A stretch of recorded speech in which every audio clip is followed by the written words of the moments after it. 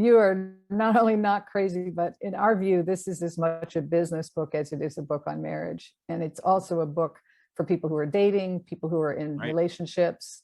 It's for your siblings, and it's also for your children. Because these secrets are based on developmental theory. And developmental theory, Eric, basically says that what you needed when you were a baby and as a child, you also need as an adult. It's, it's very much about that development of self, that sense of core knowing and core being that your parents can build or destroy based on the way that they raise you. And so those are the concepts that everybody is interested in getting nourished by, because everybody loves to be appreciated. Everybody loves it when somebody goes out of their way to do something special for them. There's just so many ways that you can build a relationship, and especially just to corner in on appreciation. The thing about appreciation is that it feeds that place in us that wants to be seen, heard, understood, and witnessed. That place in us that really deeply, deeply wants to be witnessed. And I believe that the desire to be witnessed is one of the most powerful drives that we have in the world. It's why people seek to be a social media maven. It's why they go after, all of this attention in the outer world through job, career, websites, all the ways that people are trying to build a presence so that they can be seen. And so when that's happening in your personal relationships, in any context, business, your children, your marriage, etc., that's a very powerful thing for people, because it's such a basic need. Welcome to the Rockstars Rocking podcast, powered by Voluntary Disruption, a show dedicated to people who are crushing their business and life goals. These are bite-sized conversations with leading rock stars in their respective industry who are pumped to share their story to help drive you to the next level. So, are you ready to rock? Speaking of rock stars, here's your host, Eric Silverman.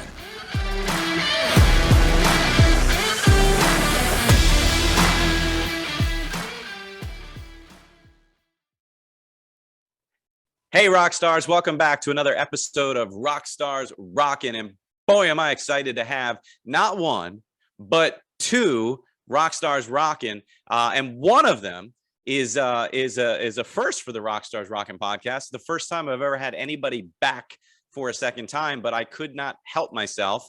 And we'll talk about that throughout the show. And I'm excited to meet the other. So let me welcome everybody to John David Mann and his beautiful bride, Anna Gabriel Mann, co-authors of the Go Giver Marriage. So if you're listening on Apple or Google or Spotify or any number of places you're listening, you can't see me, but right now, if you're looking on YouTube, I have the book, the new release a week ago today from the date we're recording, and it's already a bestseller. So welcome back, John, and nice to meet you, Anna. Thanks for coming on the show.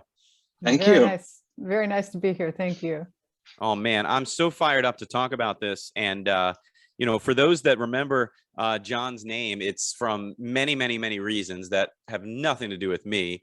He is the co-author of the entire Go Giver series with his partner in crime. Not really crime. Bob Berg, the one and only Bob Berg, who's also been on the show last year. But John was on the show last year on episode 46, shameless plug.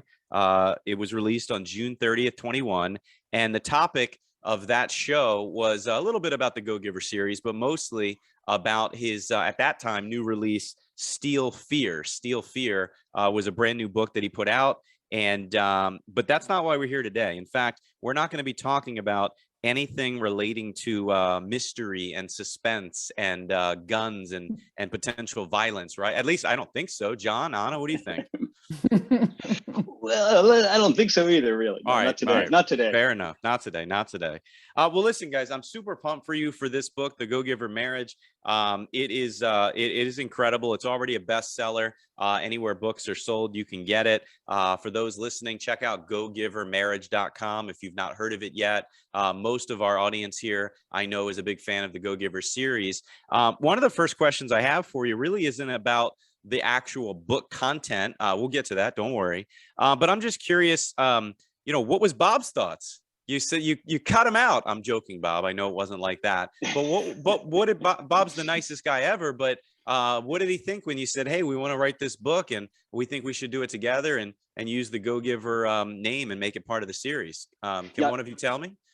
That's exactly what we said. I mean, we've had this idea for years, and actually we've had this idea for many years, which Anna will tell you about. But we've talked about it with Bob for 4 or 5 years. And we first went to him and said, okay, this is the next book we'd like to do. And obviously we want to do it with you. Bob has often talked about his parents and what an incredible marriage they have. And I say have present tense because they're still with us and Bob sees them like every week. And they're wonderful, wonderful people who are the source for a lot of Bob's values that he shares through his Go Giver teaching. As were my parents, as were Anna's parents. So Bob said, this is a great idea. I love the idea of this new Go Giver book, but I can't be a co-author because I've never been married. And we were like, dude, no, but you were raised by a marriage. And he said, yeah, I know I was. That's great. But he didn't feel it was congruent to be a named co-author in a book about marriage when he had never been married himself. So, he had to give it his blessing and be the invisible godfather, and that it became our book, which is really, the book is in 2 halves. The first half is called The Parable. The second half is called The Practice. I kind of wrote the first half and Anna wrote the second half. So it's really our love letter to the world. And given the 2 halves, it's also kind of our love letter to each other.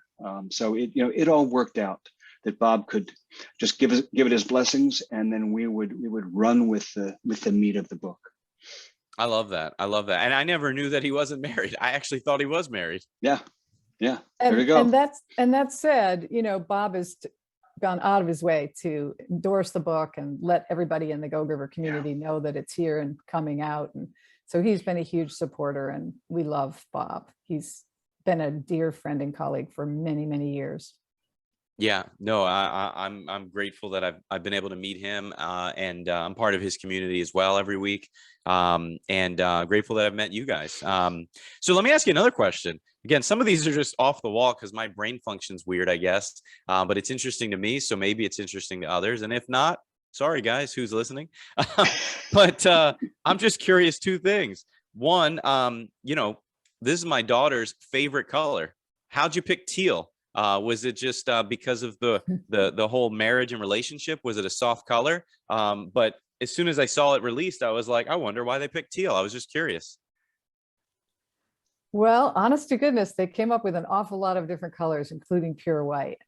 Really? But yeah, pure white book with a lot of gold embossed on it. And but the publisher really started making strong points about choosing a color because it stands in a bookshelf better, and that the letters on the book show up much more distinctly. And so this was their nod to Tiffany blue, which it's got a lot more green in it than blue. It's a real true aqua kind of color, but it's sure. And Tiffany blue isn't allowed to be, that particular color isn't allowed to be copied. For sure.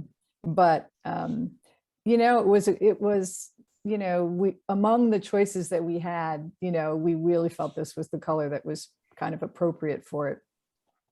I like it. Well, thanks for indulging me. Our agent was just in Hawaii, and she visited their local Tiffany store, and the manager saw the book and said, oh, I have to get a copy of this book. So we just sent off a copy, autographed copy to a Tiffany store manager in Hawaii, because there is this Tiffany combination, and it is kind of a wedding theme, So yeah, we love the color, and it is, as you point out, it's a softer color than the other Go Giver books. No mistake there. Absolutely. Well, listen, let me dive in a little bit.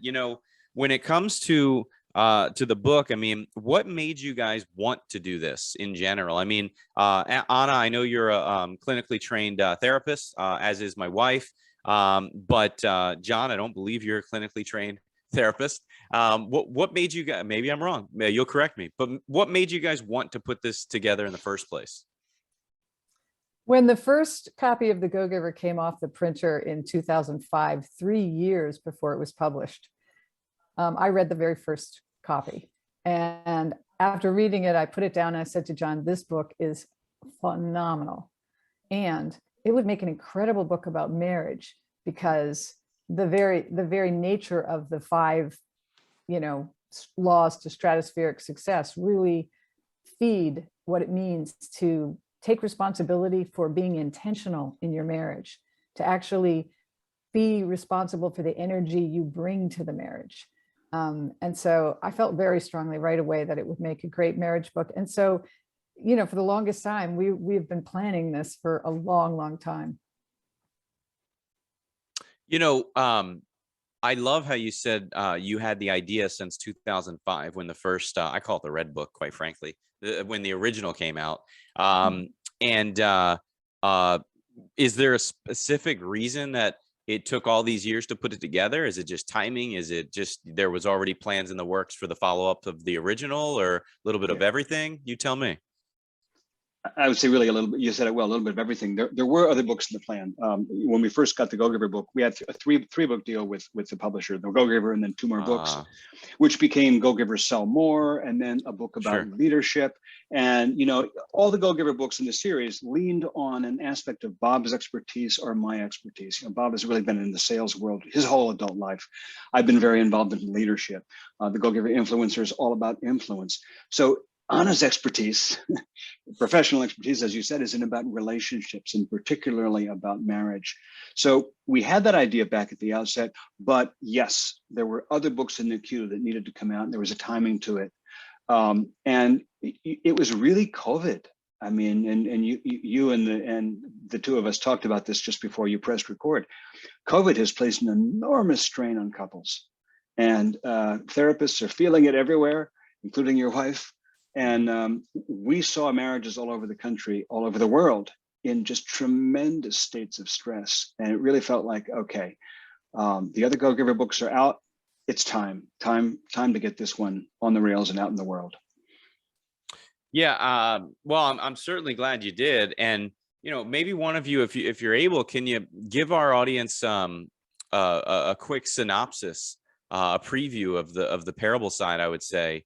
I don't want to spoil everything. I would encourage everybody, please go get the book, The Go Giver Marriage, available anywhere books are sold. You can check out gogivermarriage.com. But what's the quick summary? I know we go back to Rachel's famous coffee, but take me from there. So as your listeners know, every Go Giver book has a parable. This is no exception. The difference here is that we expanded the back half into a full-fledged guidebook of its own. So it's really 2 halves it's kind of 2 books in one, really. So the parable side, again, it's about a young couple named Tom and Tess, and we take them through a day in their lives, which is a turning point for them. Tom is going through the most important business interview of his life. And Tess is going through stresses and struggles with their special needs child, who they love dearly and who has been through such an odyssey in his first 6 years of life. And so they're each facing their own challenges. And in the middle of Tom's interview, the elderly gentleman, Jeremiah, who's interviewing, who is kind of eccentric and odd, all of a sudden starts telling him this fable, like this fairy tale. You pointed out when you saw our backgrounds that we look like we're in the middle of a fairy tale. We are. That's in the story. It's a fable wrapped inside a parable, wrapped inside a guidebook. And the fable is about a young man and a princess and their first few years of marriage together, and the struggles they go through and the things that they learn, but told in a very childlike, fable-like, fairy tale-like way. And so the fable and the parable all kind of wrap into each other, and we get to meet people, characters from all of the previous Go Giver books, who are all going through their own marriage dramas or situations. And then the story wraps up and we turn the page, and then Anna explains what we just learned, what it all means, how it works, and how you can actually apply it in your life. She makes it real, is what she does. Anna, is it wrong or right on my part to say that the parable side was more John and the second part was more yourself?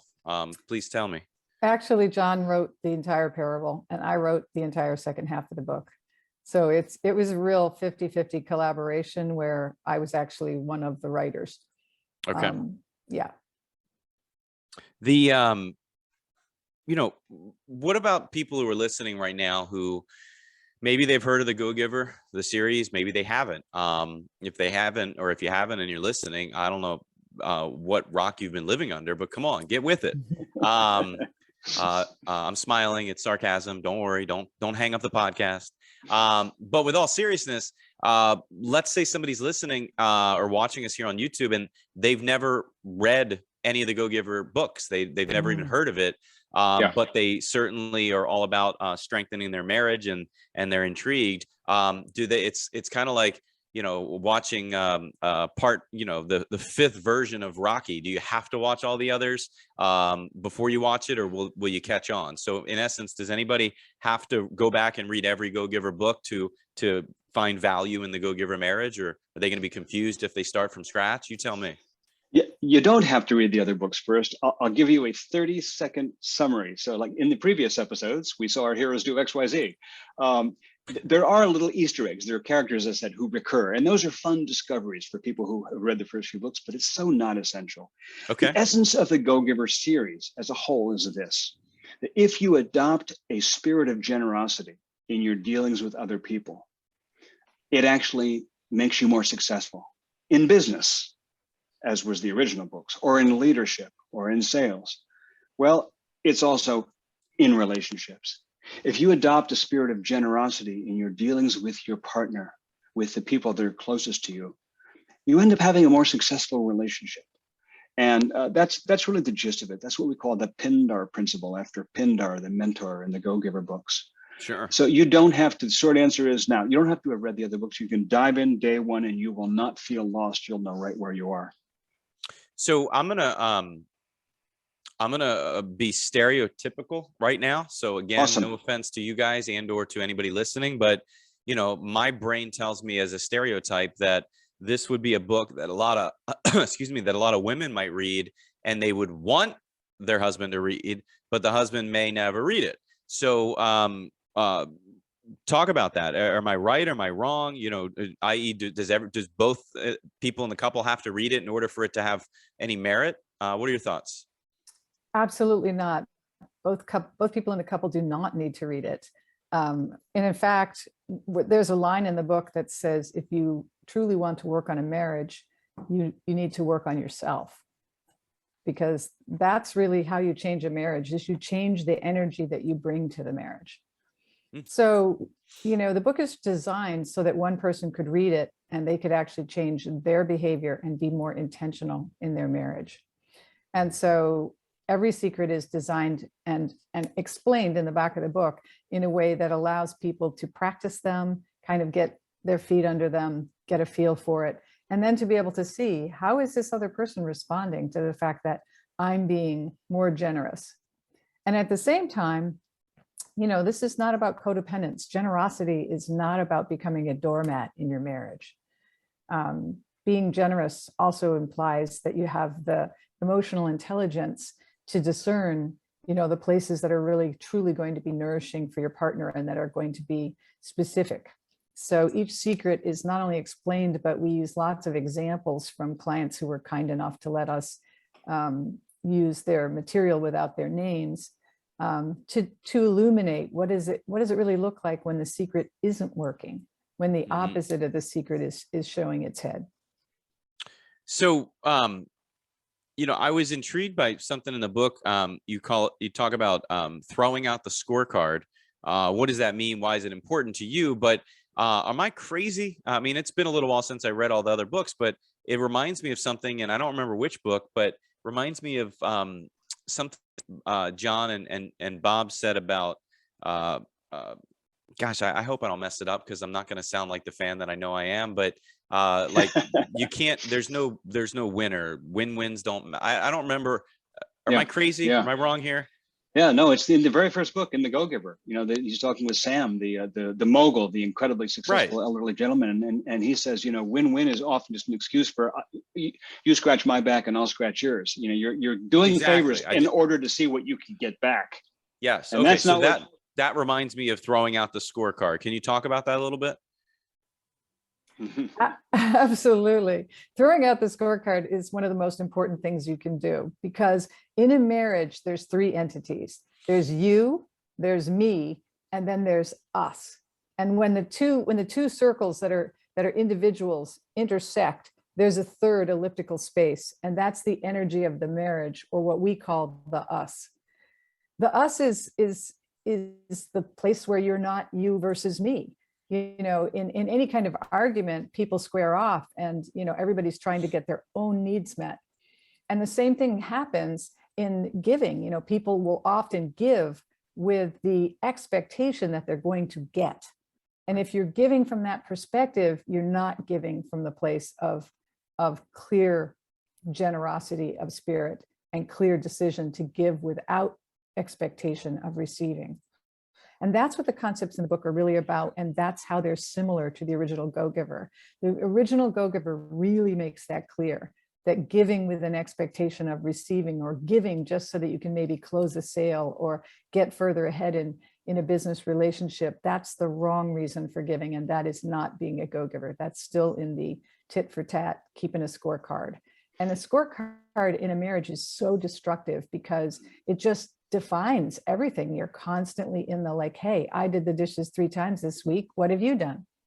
You know, I mean, it just destroys. It creates all the little stupid nitpicking that can take down a marriage. You know, it's if I can say, it's a paradoxical thing, because you're giving both in the business context and in the rest of the world, and also in your relationship, in your marriage, and in your partnerships. You're giving without the expectation of receiving, knowing that you're going to receive. I mean, you are. You know that you're all. It's like creating a rising tide that raises both your ships. But your focus is on the other person. Your focus is, how can I make her day better? What could I do right now to just improve her life in this little corner of her life, in this little corner of the day? How can I serve? And you do that selflessly, but it's not, as Anna said, self-sacrifice. It's not martyrdom. And by the way, giving isn't giving in, right? Yeah, it's paradoxical, but it's the way human relationships work. We like to say marriage is not fair. The point is, don't look for it to be fair. Don't use fairness as your yardstick, because that's where the scorecard comes from. Did you get more attention than I did? Wait a minute. Did you get to see the movies you wanted to watch and I didn't get to see the movies I wanted to watch? You know, the moment you start to slip into the measurement of the yardstick, the scorecard, you're squaring off into 2 corners of the boxing ring, and you've lost the us. And here's the thing about that us that Anna mentioned, the intersection of the 2 of us. At every moment, every day that you're together in any way, you're either feeding the us or you're starving the us. It's never neutral, because the us, represented by a tree, as you see behind our shoulder, the us is a growing, living organism. Your marriage is an organism. It's like a third entity in your house. There's you, there's the other person, and there's this precious growing thing that requires feeding and care. Yeah, it reminds me of again, and just stereotyping, and I'd be lying if I said it didn't happen in my marriage from time to time. I've been married since 2005. I think, no, that's just a joke. It's 2005. September 4th, 2005. Just he really does know. He really does know. I have my notes right here. But no, with all seriousness, every couple has gone through that, where maybe there's a while in between somebody giving somebody something or doing something nice for somebody, and the other person will inadvertently say, "What'd you do? Why am I getting this? What did you get in an accident? Did you do that?" Like, it's like, what'd you do? Why am I getting this? Where obviously it shouldn't be that way. It should be more, I did it because I did it, because it needs to be done, and because I love you, and because we're a team, and all the right things. But unfortunately, I would argue that most couples don't have that dynamic. It's the oh, what'd you do? What would you guys say to that? Has that ever happened in your life? I mean, you guys have been married quite a while. I can't imagine, I don't want people to think it's all sunshine and roses. Marriage is work. It's tough. It's not easy. Marriage is not only work, but everybody fights, and everybody has to find ways to live in a way that they are able to enjoy each other's differences. I think that differentiation and individuation is those are the cornerstones of a healthy marriage, because you both get to be your own individual. You both get to have your differences, the ways that you are just entirely different. For example, if you're somebody with ADHD and you live with somebody with anxiety, you have two different neurological states here. And the person with ADHD may not care if the house is picked up, and the person with anxiety may be, it may be the difference between them feeling really uneasy and being more functional. So you have met my wife and I before. Hey, it's across America. Neurodiversity is something that nobody ever talks about, and it's so huge. And it constitutes a good 50% of the population if you really come down to counting the numbers. So it's yeah, I mean, people are, come from different places. And so there has to be those ways that we meet in the middle, and the us is how we are feeding it and nourishing it and paying attention to the things that matter. I just want to say also that the sunshine and roses, our life, I mean, here we are, we wrote this book about happy marriages, and we're talking about happy marriages. Our lives together have not been all sunshine and roses, but primarily the storms and the dark skies have come from outside. We've gone through a lot of difficulty, tragedy, catastrophe, difficult times, tight belts, all kinds of things together in our 25 years together. And by the way, we both came together, in our early 40s. We already had been through some decades of adult life. So the thing about it is that I think we'd both learned enough through our experiences by the time we were together, that when storms came and when lightning struck, it brought us closer together. It didn't drive us farther apart. And what so often happens is when stress gets really intense in a marriage, it pulls two people apart. Mm-hmm. Warren Buffett said it's when the tide goes out that you see who's swimming naked. It's when the stress hits a couple that you see how they've been behaving every day. Because if you're drawing apart in little ways every day, that may seem to work fine normally. When the stress comes, then you see the fracture lines. People say, you hear couples say, after years, I don't know, we just grew apart. No. You didn't just grew apart. You drew apart, and you were doing it in little ways every day when life was easy. So we look at the little behaviors you can do every day. Our 5 secrets to lasting love are not huge dramatic character shifts that you have to exert enormous force to do. No, they're kind of simple everyday behaviors you can practice, that they're like toning the body, a good exercise, so that when stress does arise, you're fit, you handle it, you withstand the storms. And again, stress also brings up that scorekeeper. When people square off, they square off into you versus me. And that scorekeeper is really detrimental. I mean, it does not serve the marriage at all. The more awareness that a couple can have about their own inner scorekeeper, and also even if their partner's scoring, they can politely say, I appreciate that you think it's my job to make the bed every day and you're complaining because it isn't made, but I just want you to know that it's not the chores in the house are not a 50-50 proposition of your chores versus my chores. If it bothers you, make the bed. And thanks very much, because now I feel aware now that it really does bother you. It sounds really blunt, but it is keeping the lines of individuation in a place where you can respond appropriately, and not in an angry way, but you can respond appropriately.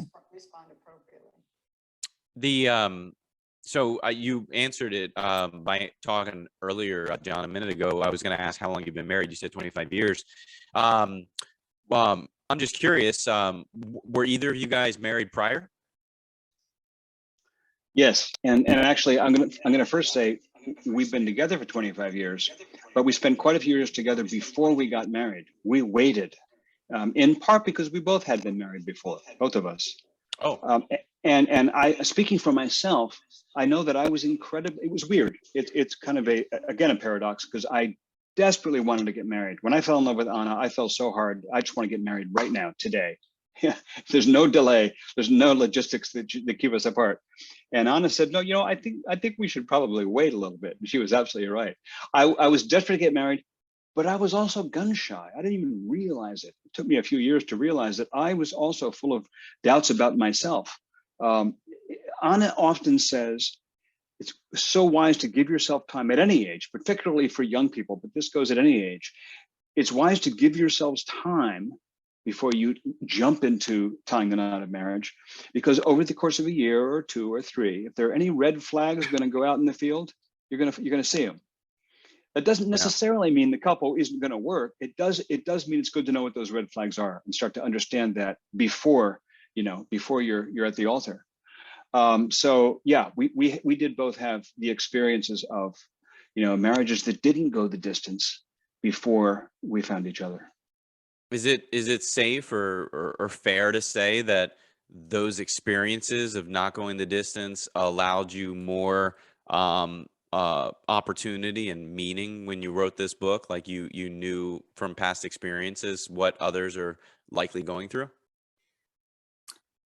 I would like to answer that from this standpoint. Since your wife is the therapist, I know that, I think you might need to mute John just so that okay. Everyone comes to a marriage and they bring all the emotional baggage from their childhood with them. And if you've read any of Harville Hendricks and Helen LaKelly Hunt's work, you know that your emotional child is still very alive and present in your adult self. And all that material starts to unpack mysteriously after the honeymoon wears off. And when it does, your issues of control, your issues of criticism, or, whatever it is, I often say to people, if you had a critical father who you could never please, then you have a choice when you get married. You can either be that critical person who's never pleased, or you can marry them. And either way, it gives you an opportunity to heal something that's very, very deep. So it isn't about throwing out the marriage. And what I would say about our prior marriages is that we were married young, like a lot of people who get married young. And I think that when you're very young, you often don't know who you are. The other person doesn't necessarily know who they are. You're in the kiss of romance, which is magical all by itself. And then you get married and move in together. And it sometimes takes a few years for it to all to start to be clear that you're on different pages and you have different desires and different needs and that kind of stuff. In the industry of marriage counseling, there's a phrase that people use called the starter marriage. And it refers to people getting married in their 20s. And then it, 10, 12, 15 years, it's done. And it's done because they didn't do the work and because they may have chosen someone different if they had waited until they were a little more mature and had a little more self-awareness before they got married. So our book really does try to illuminate that for people, that there are what we call toxic behaviors that really do take down a marriage and that can harm a marriage. And if you can get aware of yourself and aware of those toxic behaviors, you really have a chance to shift it and to engage in much more positive behaviors. So what about writing the book? I guess this may or may not be the first book you've written together. Like, did that create any friction? Were there any, you said it's true, everybody fights. Did you guys have any spats or fights or arguments about anything pertaining to the book? Anything from what might be considered minutia to anything that was actually vital to the book that went into the book? Oh yeah, it was brutal. Broken bones, blood on the walls. I mean, no, actually, like reading Steel Fear. Yeah, exactly right. No, it actually, I'm kidding. It is our first book together. In a sense, on the other hand, every book I've written, and I've published over 30 books, every book I've written, Anna has been the first reader on all of them. From the beginning, she's been there. She's been my first reader and most valued reader, in that she not only loves my writing and loves my stuff, and she's a tremendous cheerleader of my work, but she's also really got a good critical eye. So I really value what she thinks, because she'll point out when something isn't working. So she's been part of every book in that way. This is the first book we've actually written together, and it was completely delightful from start to finish. And I didn't know what to expect. in a way, it exceeded our expectations. You know, there's a principle in the book. We talk about the importance to your relationship of each one of you continuing to grow and develop as individuals, and how critical that is to the health of the marriage, because you bring yourself to the marriage. You bring your own health and vitality and curiosity and interest and growth to the marriage. And this has been for us, writing this book and even being out in the world promoting this book, and the workshops that we're doing and the trainings that we're doing, this has been like a whole new chapter of our lives together. And it's been, I have to be honest, it's just been completely delightful from A to Z. We get to fill in each other's strengths and missing pieces. I would write passages and I would give them to Anna, and she would add stuff. And at first I would go, well, wait a minute, that isn't how I would see it, how I would say it. And then I would look at it some more and go, oh, but it's better now. So this book is just, 100% better, in my view, than because of her contribution to it, than it ever could have been if I had tried to write it all by myself. And what I'll add to that is John is very sanguine. He has this very, very balanced, very easygoing energy, and it shows in his writing. His writing has got buoyancy. I mean, I realize he's writing, thrillers now, and the characters are really dark, and so we make jokes about him being dark, but he is not a dark person in any way. I think that one of the things that was initially challenging for John was that I did not want to write a book about marriage and not talk about the dark side, the things that really take a marriage down, the things that can really get in the way and destroy your marriage. And especially that emotional stuff that you bring from your childhood. When you had an alcoholic parent, or you had, neglect of any sort in your family, or outright abuse, those things color your perspective on relationships and what relationships are. And so in a sense, you're starting off not even knowing what a healthy relationship looks like.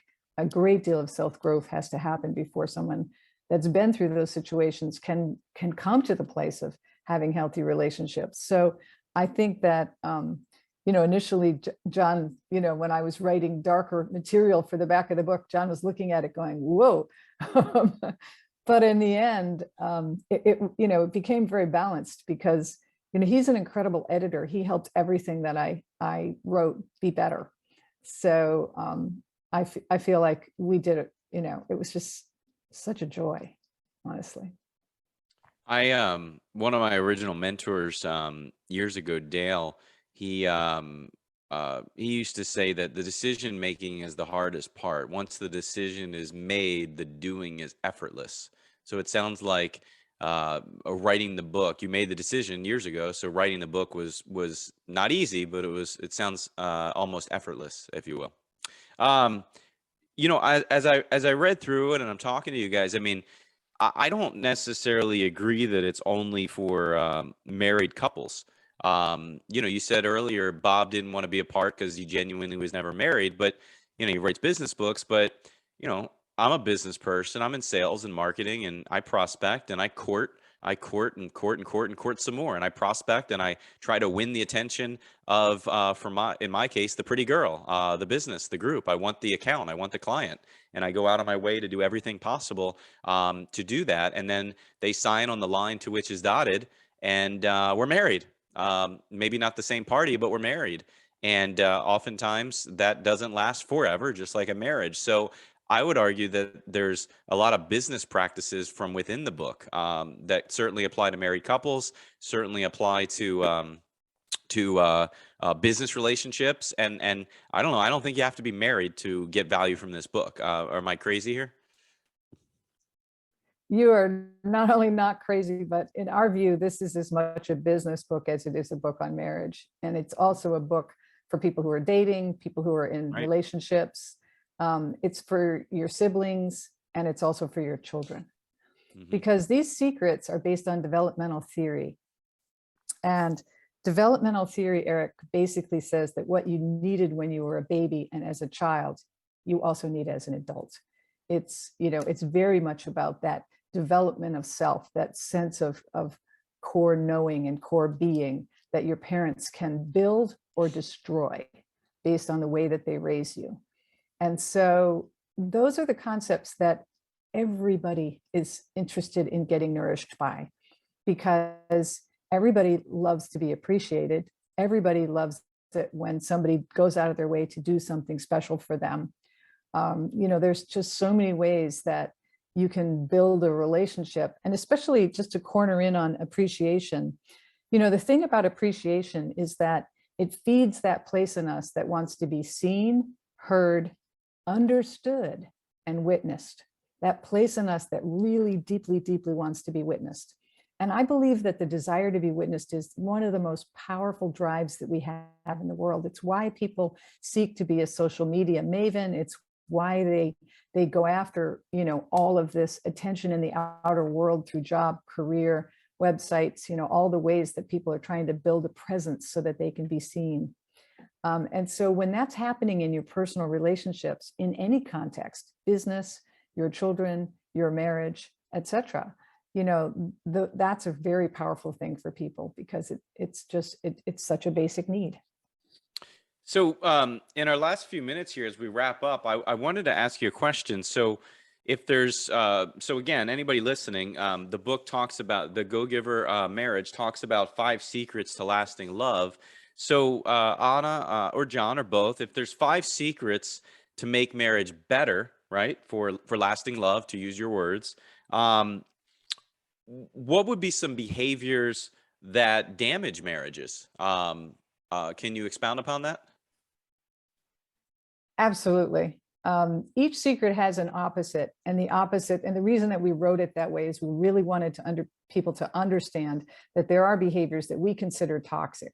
These are the behaviors that will not only take down a marriage, but if they continue in a marriage, they will destroy it. And the first one is criticism. The second is neglect. And by neglect, I mean true neglect, ambivalence, not spending time together, kind of both going your own way. Control is the third one, and control is a big deal in relationships. People want to have control.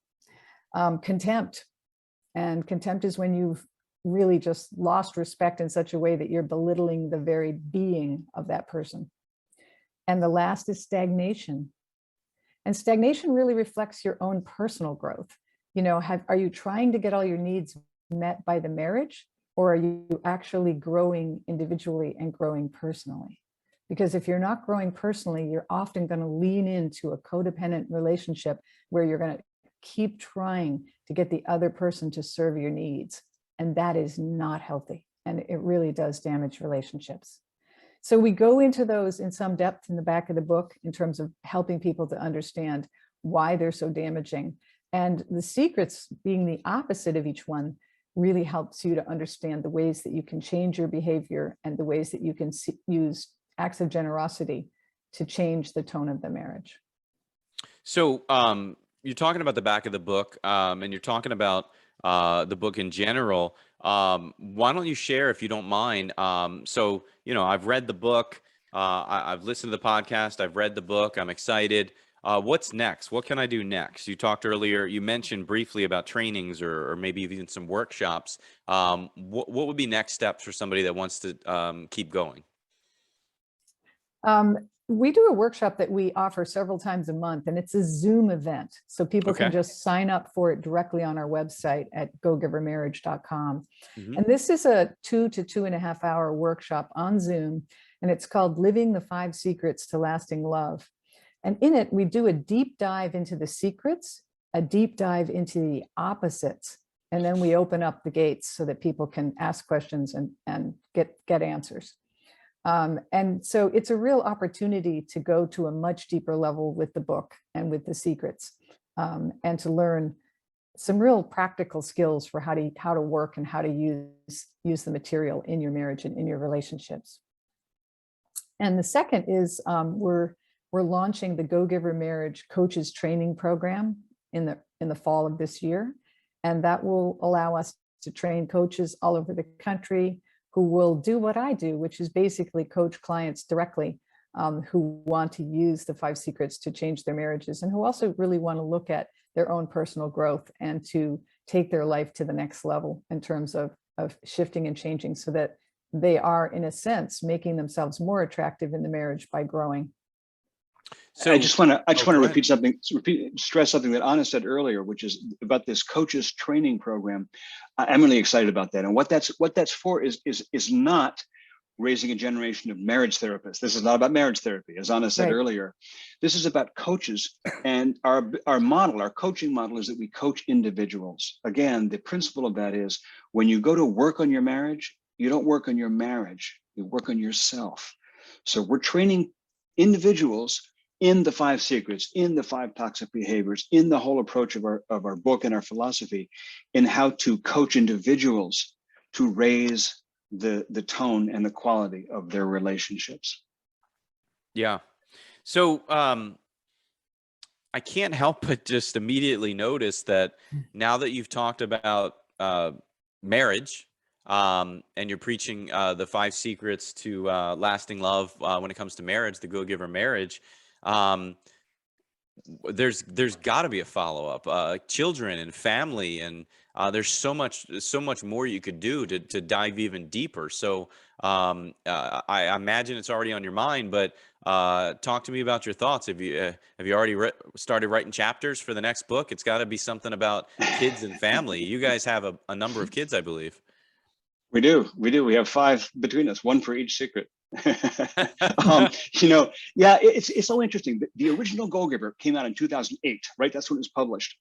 By 2009, there was a high school teacher using it with his senior class, Randy Stelter, and he's used it with every senior class since. So he said 13 generations or 12 Wow. generations of high school students raised in the Go-Giver in their senior year. And interestingly, at the same time, people started using it in their marriage coaching practices. So that was the original Go-Giver. And as you said, this book, Go-Giver Marriage, is also really like a business book. The principles are so universal that they blend really, really well through different fields of human experience.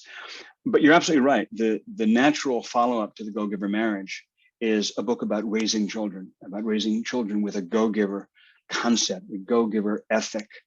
And it's a book not just about being a parent per se, but that high school teacher in Indiana in 2009. Football coaches are using the Go-Giver. It's anybody who's involved in touching the lives of young people. Anybody who's involved in raising children in the world.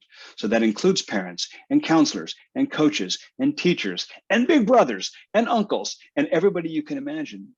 We want to write a book sort of aimed at those people for how to apply these secrets, these principles in your relationship with raising the young, raising the next generation.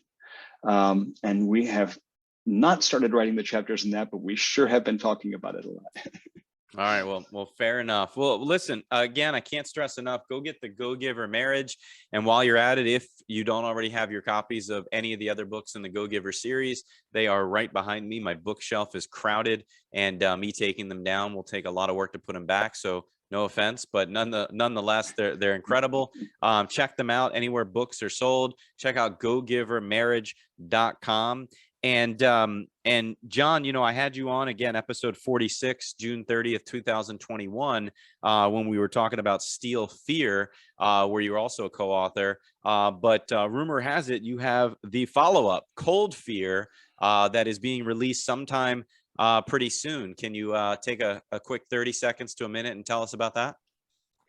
It is definitely a different writer's hat to write these books, Just a bit. but I love them. I just adore mysteries and crime novels. So yeah, Steal Fear, which came out last year, was my first novel, my first thriller, which I wrote with my friend, former Navy SEAL Brandon Webb. The sequel is called Cold Fear. I just got the bound galleys from the publisher a few days ago. There it is, Cold Fear, and that comes out. It is a sequel to Steal Fear. Same hero in the book. Different situation, takes place in Iceland. Hint, read the first one first, unlike the Go-Giver Marriage, where you could just pick it right up. You want to read the first one first. This comes out June 7th of this year. Okay. That's fantastic. Well, listen, everybody behind the scenes is who puts this together. So on behalf of my team behind me, I appreciate you guys. I appreciate you coming on the show. Anybody who is currently listening, reach out to these guys. They're incredible. They're easy to talk to, and check out their website, Go Giver Marriage. In fact, check out specifically gogivermarriage.com/programs so you can learn about their actual Zoom programs that Anna had just explained just a couple moments ago. You said it all. I don't have anything else to say. Thank you guys so much. And everybody listening, thank you for listening. And I'm Eric Silverman. That, my friends, is John David Mann and his beautiful bride, Anna Gabriel Mann. And this has been another rockin' episode of Rockstars Rockin'. Thanks, everybody. Thanks so much for tuning into this episode of the Rockstars Rocking podcast. If you haven't done so already, make sure you're subscribed to the show wherever you consume podcasts. And if you feel so inclined, please leave us a review. 5 stars would totally rock. Until next time, Rockstars, keep rocking.